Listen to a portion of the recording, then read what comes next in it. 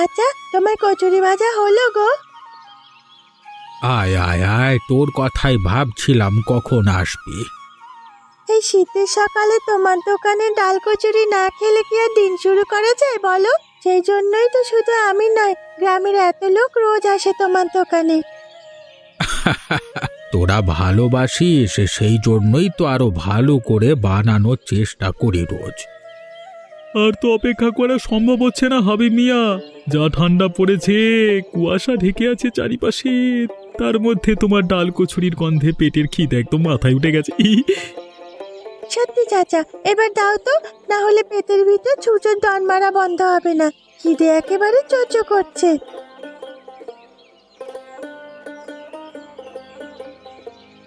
কে হাবিব মিয়া, পচা তেলের কচুরি খাইয়ে ভালোই টাকা কামাচ্ছ তো নাকি? কেমন কথা বলছিস তুই রাজু?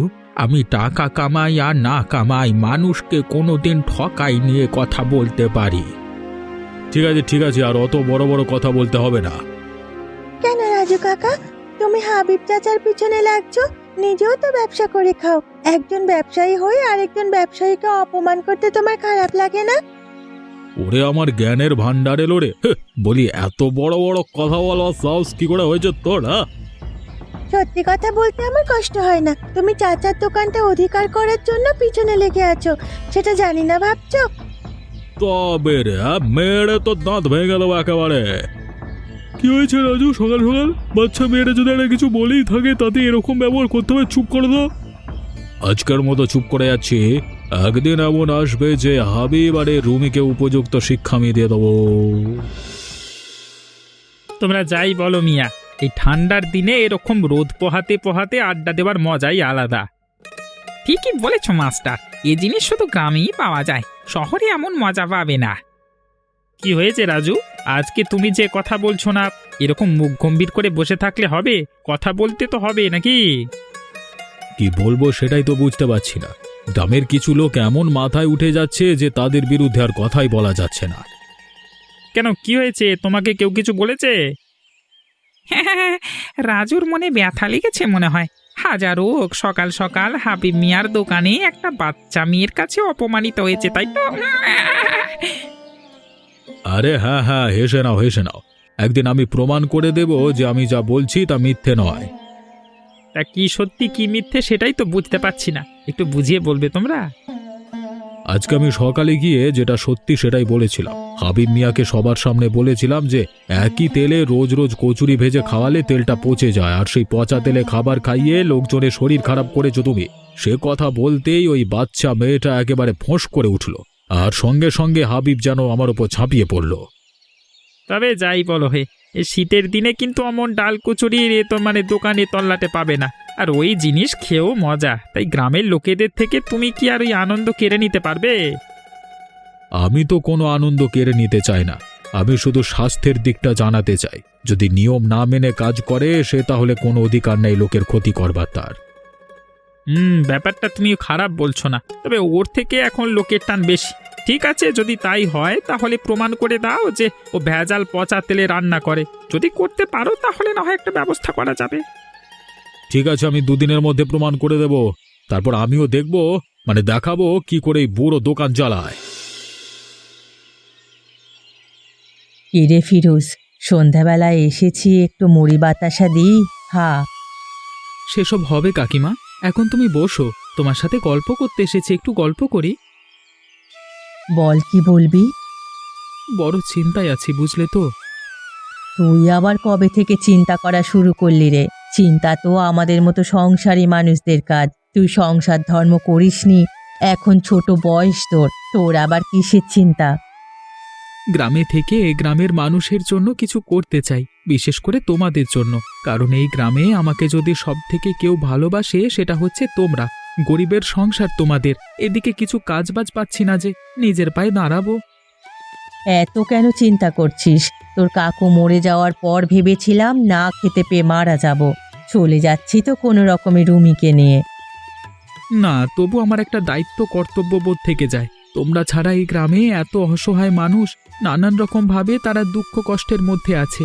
তাদের জন্য যদি কিছু করতে না পারি তাহলে এই গ্রামের প্রতি তো কোনো দায়িত্ব পালন করাই হয় না। কি চাইছিস তুই? একটা কাজ। তাহলে কবির মাস্টারকে তো বললে পারিস। এই গ্রামে শিক্ষিত মানুষ বলতে ও তো একজনই আছে, আর তুইও পড়াশোনা শিখেছিস ভালোই। বলেছিলাম তো মাস্টারকে, এখনো তো কিছু জানালো না। দেখি কালকে একবার যাব। ঠিক আছে, এত চিন্তা করিস না। দাঁড়া, তোর জন্য আমি খাবার নিয়ে আসছি। একটু বস, আগে হেরিকেনগুলো জ্বালিয়ে দি। বড্ড অন্ধকার হয়ে যায় শীতের বেলায় তাড়াতাড়ি। বাবা দাঁড়াও, একটু কথা আছে তোমার সাথে। কি হয়েছে রে মা? দোকানে যাবার সময় আবার পিছু ডাকলি কেন? তোমার দোকানে যে ঝামেলা হচ্ছে, তুমি আমাকে না বললেও আমি সব খবর পাই। কি আর করব বল, কপালে যা আছে তাই হবে। আমি তো কোনো দোষ বা অপরাধ করিনি। লোকে যদি হিংসে করে, আমার দোকানে যেচে ঝামেলা করে, আমি কি বলবো বলতো? আমি জানি তুমি কোনোদিন কোনো অন্যায়ের সাথে আপোষ করনি, আর করবেও না। আমিও কোনোদিন করব না। তবে শুধু এতটুকুই বলি, যাই হয়ে যাক সাবধানে থাকবে। ওরা কিন্তু লোক ভালো নয়। তুই একদম চিন্তা করিস নে। তুমি চিন্তা করলে আমার তো একটু চিন্তা হবেই। আমি কি তোমাকে দেখে বুঝি না যে তুমি কত চিন্তায় আছো? মাঝে মাঝে শুধু ভাবি, এই দোকানটা যদি বন্ধ হয়ে যায় কোনো কারণে, তাহলে আমাদের সংসারটার কি হবে? কেন, তুমি কি আমাকে এতটাই অপারগ মনে করো? এতদূর পড়াশোনা শিখেছি কি আমি এমনি এমনি? তুই আছিস সেটাই তো আমার ভরসা রে মা। ঠিক আছে, তুই যা বলবি তাই হবে। আমি এমনিতেও কোনো দিন কারোর সাথে বেশি ঝামেলা করি না, আর করব না। আমি এখন যাই রে, সবাই অপেক্ষা করবে আমার দোকান খুলবার। এমনিতেও আজকে আবার রবিবার। চাচা, বড় অসহায় অবস্থার মধ্যে পড়েছি। এখন তুমি সাহায্য না করলে বড় বিপদের মধ্যে পড়ে যাব। কি হয়েছে রে ফিরোজ? তোর মতো বুদ্ধিমান ছেলে আবার কি বিপদে পড়লো? তোমাকে তো বলেছিলাম আমার একটা চাকরির দরকার। একটু যদি সাহায্য করো বড় ভালো হয়। আজকাল তো জানিস চাকরির অবস্থা। তাছাড়া এই গ্রামে কোনো কাজ বাজ তো নেই। একটাই স্কুল, সেটাতে আমি শিক্ষকতা করি। তবু তুমি যদি চাও কিছু একটা ব্যবস্থা হতে পারে। তুই তো আবার শহরে গিয়ে কাজ করবি না? আসলে আমি চাই গ্রামে থেকে গ্রামের মানুষদের জন্য কিছু করতে। তাহলে তুই একটা কাজ কর। কি চাচা? আর একটু অপেক্ষা কর, সঠিক সময়ে আমি তোকে ডেকে নেব। মানুষের জন্য কাজ করতে চাস, সেই সুযোগ আসবে। কিন্তু টাকা পয়সারও তো দরকার। এতদিন যখন কষ্ট করলি, তখন আর কয়েকটা দিন কষ্ট কর। আমি কথা দিচ্ছি সব ঠিক হয়ে যাবে। ঠিক আছে, তোমার কথায় ভরসা করছি। হ্যাঁ। ঠিক এই সুযোগটাই তো আমি খুঁজছিলাম। এবার দেখ তোকে আমি কেমন ভাবে ব্যবহার করবো।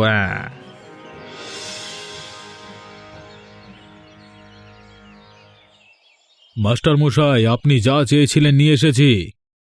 কি নিয়ে এসেছো দেখি? বড় অসময়ে এসে বিরক্ত করলাম মনে হচ্ছে। স্কুল থেকে সবাই এসেছেন নাকি আপনি? না না, ঠিক আছে, দেখাও না, কি দেখাবে দেখাও। আপনার কথা মতো আমি শহর থেকে এই হাবিবের ডাল কচুরির দোকানের খাবার পরীক্ষা করিয়ে কাগজ বানিয়ে এনেছি। দেখুন না, এখানে পরিষ্কার লেখা আছে যে ওই তেলে ভেজাল আছে। ওই দেখি। সত্যি তো। আরে এতদিন ধরে আমাদের সবাইকে বোকা বানাচ্ছিল নাকি? তাহলে এবার বলুন আমাদের কি কর্তব্য করা? আমরা কি এখনো হাতের উপর হাত রেখে বসে থাকবো চুপ করে? না না, একদম তা করা যাবে না। আমাদের কিছু একটা ব্যবস্থা করতেই হবে। আমি তো বলি আর একটা দিন ওই দোকান চলতে দেওয়া ঠিক নয়। কালকে সকালে কিছু একটা ব্যবস্থা করা উচিত। কিন্তু এর মধ্যে একটা সমস্যা আছে। কি সমস্যা? যদি আমি এ সমস্ত বিষয়টার মধ্যে যুক্ত থাকি, তাহলে সবাই বলবে যে তোর সাথে আমরা আমার ভালো সম্পর্ক আছে, তাই আমরা দুজনে মিলে চক্রান্ত করেছি হাবিবের বিরুদ্ধে। তাতে সমস্যার সমাধান হওয়ার জায়গা আরো বেড়ে যাবে। তাই বলে কি আমরা চুপ করে থাকবো? না, আমি সেটা বলিনি। আমি বলছি যে আমি ছাড়াও এই গ্রামে একজন শিক্ষিত আছে, সে হচ্ছে ফিরোজ। রাজু, তুমি যদি তাকে কাজে লাগাতে পারো, তাহলে সাপও মরবে আর লাঠিও ভাঙবে না।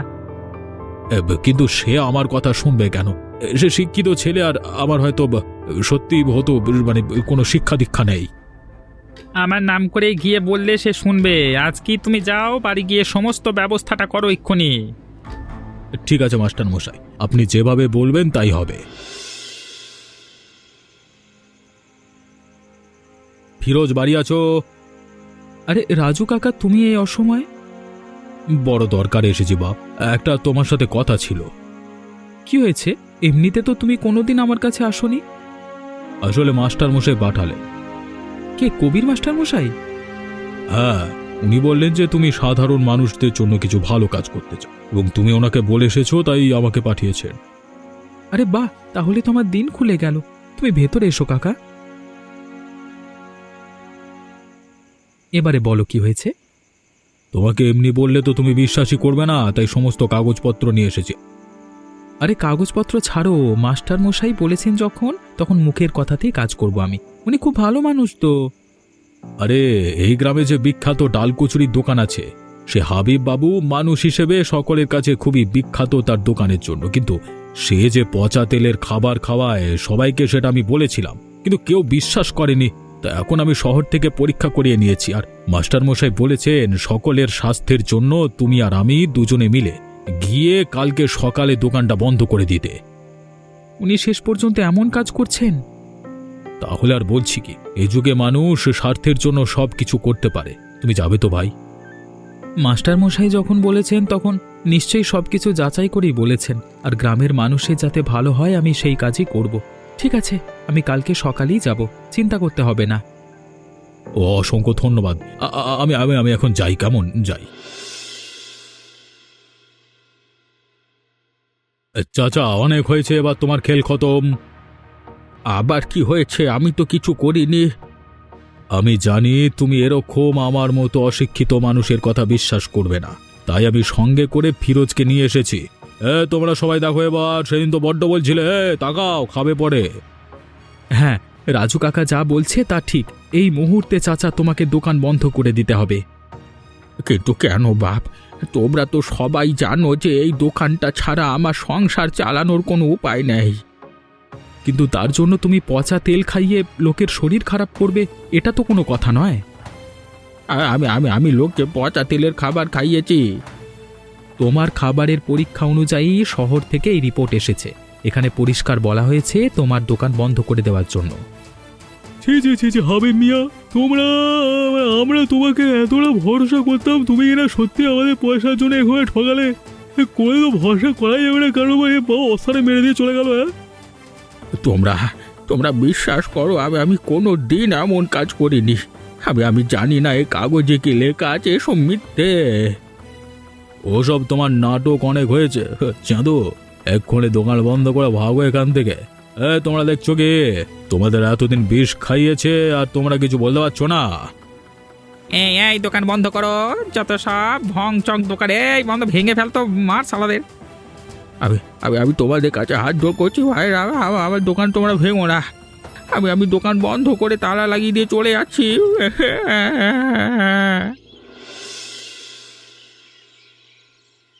ফিরোজ, বাড়ি আছো? বের হও বলছি, তোমার সাথে আমার কথা আছে। কি হয়েছে? আব্বার পক্ষে কথা বলতে এসেছো নাকি? সেটাই কি স্বাভাবিক নয়? দেখো, তোমাকে প্রথমে একটা কথা পরিষ্কার করে দিই যে তোমরা যেটা করেছো সেটা খারাপ, আর একজন শিক্ষিত মানুষ হিসেবে আমি আমার কর্তব্য পালন করেছি আমাদের গ্রামের প্রতি, মানে সমাজের প্রতি। সেই কথাবার্তা যদি লোকের কথা শুনে অন্ধ না হয়ে করতে, সেটাই ভালো হতো। তার মানে আমি নিজের বুদ্ধি দিয়ে সমস্ত কাগজ দেখে তারপর কাজ করেছি। আর তাছাড়া শুধু আমি একা নই, কবির মাস্টার মশাইও সবকিছু দেখেছেন। তোমরা সবাই সবকিছু দেখে ফেললে, শুধু আমাদের সততা দেখলে না। তোমরা ভাবলে না যে ওই রাজু নিজের স্বার্থের জন্য শহরে টাকা খাইয়ে একটা মিথ্যে কাগজ বানিয়ে এনেও তোমাদের মাথা খেয়ে ঝামেলা পাকাতে পারে। কিন্তু সে এমন কেন করবে? কারণ এখন ওই দোকান বন্ধ হয়ে গেছে, আর গ্রামের সব লোকেরা আমাদের ওপর রেগে আছে। এখন সে নিজে অধিকার করতে পারবে দোকানটা, তাই না? আমি কতবার বলেছি আমি ছোট বলে আমার কথা কেউ মানেনি। ফিরোজ দাদা, তুমিও লোকের ভালো করতে করতে সেই খারাপটাই করে ফেললে। আমার মাকে তুমি কত ভরসা দিয়েছিলে, এখন তোমার উপরেও ভরসা করতে পারবো না আমরা। লজ্জা থাকে তো নিজের পাপের প্রায়শ্চিত্ত করবে তুমি। চলে আয় রুমি।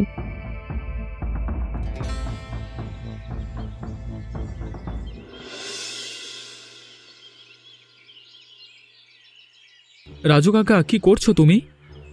আরে ফিরোজ, যে দোকানটা ফাঁকা করানোর জন্য দারুণ দারুণ হেভি খেলেছিস। তার মানে? এখন এখানে আমি আমার ব্যবসা করতে পারবো। ঠিক হয়েছে, চিড়িং মাছের দোকান বন্ধ হয়েছে। না, মহা চিড়িং মাছ। আমার তো এখন মনে হচ্ছে চিটিংবাজিটা ওরা করেনি, তুমি করেছো। সে যা ভাবিস, কিন্তু এখন যা হবার হয়ে গেছে, গ্রামের মানুষ রেগে গেছে ওদের উপরে, আর ওদের ভরসা ফিরে আসবে না। এখন সবাই আমার উপরে বিশ্বাস করে। জীবনে যদি উন্নতি করতে চাস তাহলে আমার সঙ্গে থাক। টাকা কামাতে চাইছিলিস তো, টাকা আমি তোকে কামিয়ে দেব। ছি ছি ছি ছি ছি, তুমি শেষ পর্যন্ত এতটা নিচে নামতে পারলে? নিশ্চয়ই মাস্টার মশাইকেও তুমি নিজের দলে টেনেছো। কাউকে দলে টানতে হয় না রে আমার, যার বুদ্ধি থাকে তার দলে এমনিতেই সবাই এসে যায়। টাকা কামানোর জন্য যদি তোমার মতো নিচে নামতে পারতাম তাহলে আমি এতদিন অনেক টাকা কামিয়ে ফেলতাম। তাই তোমার টাকার উপরে আমার বিন্দু মাত্র লোভ নেই। আজকে তুমি আমাকে দিয়ে যা খারাপ কাজ করেছো, আমি তার প্রায়শ্চিত্ত করব তোমাকে শাস্তি দিয়ে। আজকে এখানে দাঁড়িয়ে তোমাকে বলে গেলাম। যা যা, ওরকম কত লোককে দেখলাম। যখন বলেছিলাম তখন তো আমার পেছনে লেজ নাড়াচ্ছিলিস, আর এখন নাটক। যা ভাগ এখান থেকে। মাস্টার মশাই, আমি আপনাকে সৎ বলে খুব সম্মান করতাম, সেই জন্যই আপনার কাছে এসেছিলাম সৎ পথে কোনো একটা কাজ খুঁজবার জন্য, কিন্তু আপনি আমাকে এভাবে ফাঁসাবেন আমি জানতাম না। কি হয়েছে ফিরোজ? তুমি তো ভালো কাজ করেছো। হাবিব মানুষের ক্ষতি করছিল, তুমি তার সত্য প্রকাশ করেছো। যদি আপনি সেটা ভেবে থাকেন তাহলে ভুল। তার মানে? আমি খোঁজ নিয়ে জানতে পেরেছি যে যে কাগজ সে শহর থেকে তৈরি করিয়ে এনেছিল সব মিথ্যে। টাকার বিনিময়ে জালি কাগজ বানিয়ে আপনাকে এবং আমাকে ব্যবহার করে সে হাবিব বাবুর দোকান অধিকার করেছে। কি বলছো কি গো? সত্যি? বিশ্বাস করো, আমি এসবে বিন্দু মাত্র কিছু জানি না। আমি তো বিশ্বাস করে ভরসা করে তো তোমার কাছে পাঠিয়েছিলাম। এখন আমাদের ভরসার সুযোগ নিয়ে সে লোকের মাথা মুড়িয়ে খাচ্ছে, আর তার দায় আমাদেরই। আমাদেরকে কিছু একটা করতে হবে। তুমি যখন পুরো ব্যাপারটা জেনেই ফেলেছো, তখন আমি এখন স্কুলে যাচ্ছি, এসে কিছু একটা ব্যবস্থা করব, চিন্তা করো না। ওকে ওর মতো করে মেয়ে এত হতে দাও, আমরা তারপর বাকি ব্যবস্থা করছি। তুমি নিশ্চিন্তে থাকো ফিরোজ। হাবিব মিয়া, বাড়ি আছো মিয়া? কি হয়েছে মাস্টার মশাই? আমাদের সবকিছু ক্ষতি করে এখন বাড়িতে নাটক করতে না এলেই নয়। আর কেমন থাকবো বাবা, যা ক্ষতি করবার সে তো করিয়ে ফেলেছো তোমরা। আমি হাত জোর করে ক্ষমা চাইছি গো। এই শয়তান যে মিথ্যে কাগজ বানিয়ে এনে আমাদের সবাইকে ঠকাবে আমি তো জানতাম না। এখন জেনেই বা কি করছেন আপনি? এই কবির মাস্টার কোনোদিনই অন্যায়ের সাথে আপোষ করেনি। ফিরোজ আমাকে সব কিছু জানিয়েছে। সে নিজে সব পরিস্থিতি যাচাই করে। তাহলে কালকে তোমাদের সমস্ত পরিচিত যারা এখনো পর্যন্ত তোমাদের দলে আছে তাদের সবাইকে নিয়ে দোকানে আসবে। তাতে কি হবে? ওই দোকান যতক্ষণ না আমি আবার তোমাদের ফিরিয়ে দিতে পারছি ততক্ষণ আমার শান্তি নেই। আর ওই শয়তানকে আমি কালকে গ্রাম থেকে তাড়া করবো। ঠিক আছে, দেখা যাবে কতটা কি করতে পারেন আপনি। আমাকে ক্ষমা করে দিও মিয়া, আমি বুঝতে পারিনি। আমি মানুষকে ভরসা করেছিলাম, কিন্তু মানুষ যে এমন শয়তান সেটা জানতাম না।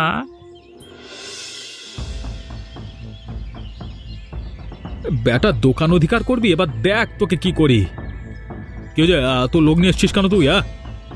একদম গলা উঁচু করে কথা বলবি না। মিথ্যে জালি কাগজ বানিয়ে আমাদের ঠকিয়ে তুই হাবিব মিয়ার দোকান অধিকার করেছিস। হ্যাঁ, মেয়েরে তোর হাড় ভেঙে দেবো আজকে। আমার স্বামী মারা যাওয়ার পর আমাদের অনেক ক্ষতি করেছিল এই রাজু। তোমরা সবাই দেখেছো কি? মারো শালাকে। বাবা বাবা, ছাড়ো ছাড়ো, ছেড়ে দাও। কেউ ছাড়বে না তোমাদের আজকে। আমরা ভালো মানুষ, আমাদের পর্যন্ত তুমি খারাপ প্রমাণ করেছো লোকের সামনে। আজকে তোকে মেরে ফেলবো রে শয়তানের বাচ্চা। হাবিব মিয়া ভালো মানুষ আমরা জানতাম, তুই শুধু শুধু খারাপ প্রমাণ করেছিস সবার সামনে শালা। আমি স্বীকার করছি, আমি কাগজ টাকার বিনিময়ে দোকান অধিকার করবার জন্য বানিয়েছিলাম। ছেড়ে বাবা, মেরো না আমাকে, ও লাগছে তো।